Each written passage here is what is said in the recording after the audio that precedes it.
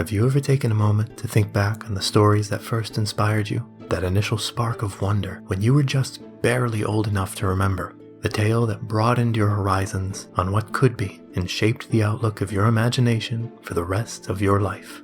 Over the past 30 years, there have been plenty books, shows, movies, and games that have moved me in one way or another. Stories that have stuck with me through the passage of time and influenced the person I am today. But there was always one that stood out above the rest. I'm sure you can guess what that is.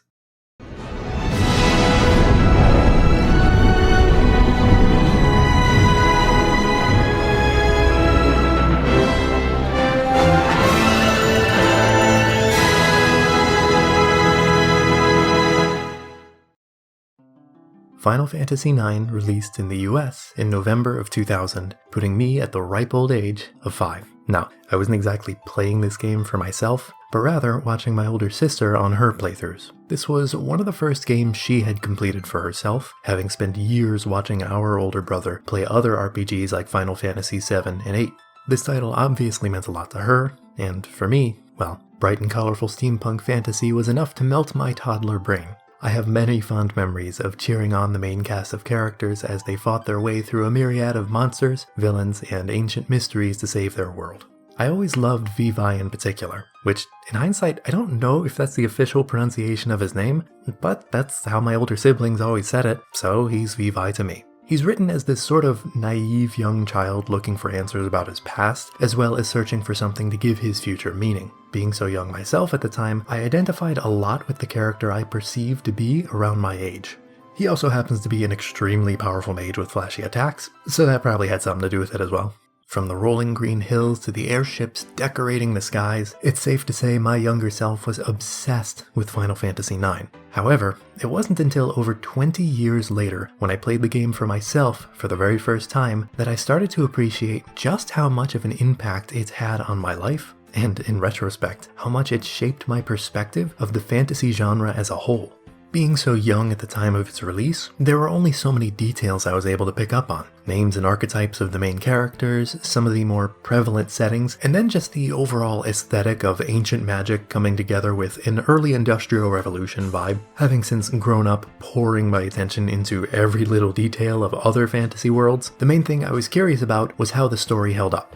I had also played through Final Fantasy VII and VIII in the time since. 7's story doesn't really pick up until about halfway through the game, and 8 is probably the most schizophrenic plotline I've ever played. Though I did enjoy both of those experiences, I don't think anything could have prepared me for the fact that 9's story is probably the most significant part of the game.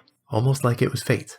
From the word go, you know exactly what goal you're chasing after and how you think you're going to get there. And while the finish line is constantly shifting throughout the dozens of hours it takes to complete, as is the case with basically every Final Fantasy, it felt like at any point you could look back and clearly understand the trail of events that led to where you are now.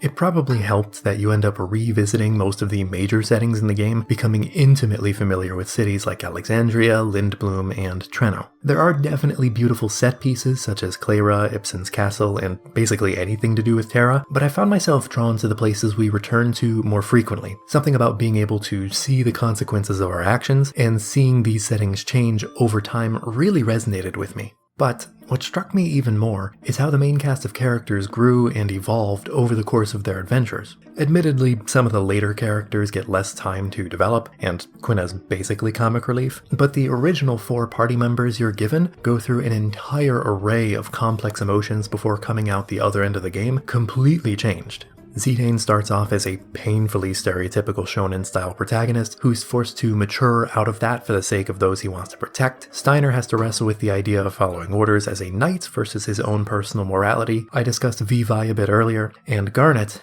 God, where do I start? A young princess who takes on way more responsibility than she should ever have to for the sake of saving her people, her mother, and eventually the entire world, only to have to come to terms with the fact that you can't always save everyone.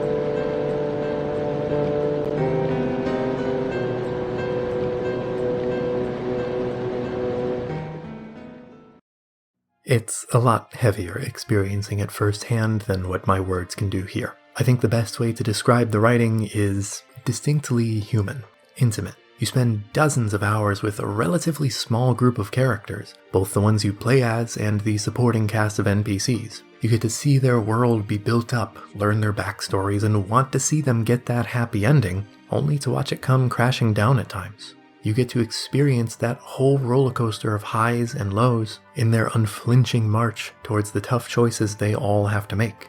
And maybe I'm being overly dramatic here. I know full well there's plenty of other games out there with incredible stories, many of which I've played.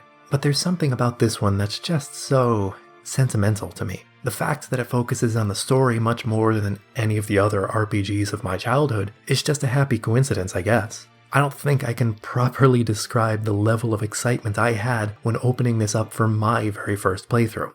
But, to be honest, what blew me away even more than all of that was just how much I vaguely remembered. From all the way back to my early childhood, sitting there in my older brother's room with my sister, booting up the PlayStation 1 and watching her play so intently. I remembered the first few hours of the game almost like they were yesterday, all the way up to the very first time we visit Lindblom. More than that, I remembered things I didn't even know I remembered. I remembered Treno, I remembered the Black Mage Village, especially the music. Oh, the music. That triggered something deep inside my subconscious I didn't even know was there. Hell, I remember Esto Gaza. For those who don't know, that's like 3/4 of the way through the game. And that really makes me question just how significant Final Fantasy IX was to shaping my tastes in general. Because I'm starting to think I may have been understating it. But you know what's crazier? The things that I didn't remember. From my childhood, I have no recollection of some of the darkest parts of the story. The fall of Bermesia and Clara? Completely new experiences to me. The Siege of Lindblom? My jaw dropped to the floor. I was not expecting the bright and colorful fantasy from my memories to have a scene like this. And at first glance, it's weird, because there are events that take place way after these darker tragedies that I remembered crystal clear. I mean, I'm pretty sure 5-year-old me would have been scarred for life seeing an interdimensional blob devouring half of Lindblom. And yet, nothing. I didn't remember any of it. But then I remembered something else. Something that was locked deep inside my mind. I remember my older siblings telling me to cover my eyes while watching them play. Sometimes for just a few minutes at a time, others for just a few seconds. I remember them explaining the lighter parts of the story to me to make sure it didn't spook me too much. Like how Blank gets petrified in the dark forests, but you free him about halfway through the game. To my surprise, Final Fantasy IX does have pretty dark moments. My siblings could have just told me to leave the room, that I wasn't allowed to watch them play, that this game, the one that practically shaped my childhood, was too adult for a little kid like me to enjoy. But instead, they decided to put in the effort, went the extra mile to let me be included. And dare I say it paid off. When finally completing this game on my own for the very first time in early 2023, I immediately felt a sense of awe and wonder for the fact that it somehow lived up to my expectations. But then a second feeling washed over me. I felt really lucky to have such great older brothers and sisters watching over me from the very start.